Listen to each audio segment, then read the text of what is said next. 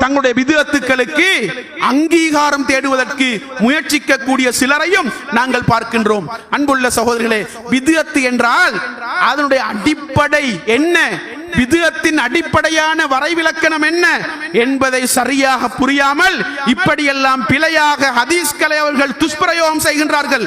அன்புள்ள சகோதரர்களே, பிதுஅத்து என்பது எந்த விதமான முன்னுதாரணமும் இல்லாமல், எந்த விதமான முன்மாதிரியும் இல்லாமல் ஒரு காரியத்தை செய்வதற்கு தான் பிதுஅத்து என்று சொல்லப்படும்.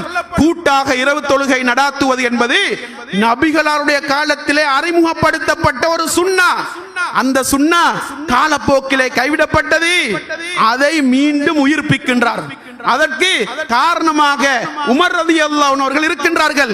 எனவே ஏற்கனவே வழிகாட்டப்பட்ட ஒரு சுன்னா அது மரணித்து அப்படியே மங்கி இருந்த காலத்திலே அதை மீண்டும் உயிர்ப்பித்தால் அது பிதுஅத்து என்று சொல்ல